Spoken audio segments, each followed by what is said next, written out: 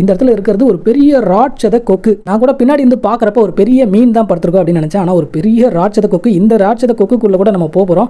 இந்த பக்கம் கொக்கை வந்து கிருஷ்ணர் வந்து கொல்றாரு. அடேங்கப்பா எவ்வளோ பெரிய கொக்கு படுத்திருக்குங்க. இந்த இடத்துல எல்லாமே பிரம்மாண்டம் தான். கொக்கோட வாய் பாருங்க எவ்வளோ பெருசுக்கு இருக்குது. இப்போ நம்ம இதுக்குள்ளே போகிறோம். ராட்சச கொக்கோட வாய்க்குள்ளே இப்படி தான் இருக்குது. நம்ம உள்ளே வந்தால் வெயில் தெரியாமல் இருக்குது, உள்ளே இருந்துடலாம் போல இருக்குது.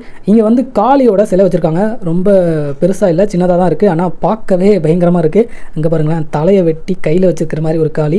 இந்த மாதிரிலாம் நான் பார்த்ததே இல்லை. இந்த கொக்கு பார்த்தீங்கன்னா பாகாசுரன் அப்படின்ற ஒரு ராட்சச கொக்கு. இதை வந்து கிருஷ்ணர் வந்து அடக்குவார். இங்கே பாருங்களேன், சிவனே வந்து போட்டு மிதிக்கிற மாதிரி இருக்குது. காளி வந்து சிவனுக்கே இந்த நிலைமையா. இந்த இடத்தோட பேரு சுரேந்திரபுரி. இந்தியாவுடைய முதல் மித்தியாலஜிக்கல் தீம் பார்க் அப்படின்னு சொல்றாங்க. இந்த இடத்த இந்திய புராண கதைகளை பிரம்மாண்டமான சிலைகள் மூலியமா நமக்கு எடுத்துக்காட்டுற ஒரு இடம் இது. இந்த சுரேந்திரபுரி ஹைதராபாத்ல இருந்து 100 கிலோமீட்டர் தூரத்துல யாதகிரி குட்டா அப்படின்ற இடத்துல இருக்கு. யூடியூப்ல மை சுற்றுலா சுரேந்திரபுரி அப்படின்னு டைப் பண்ணீங்கன்னா இந்த இடத்தோட முழு வீடியோவை நீங்க தமிழ்லயே பார்க்கலாம்.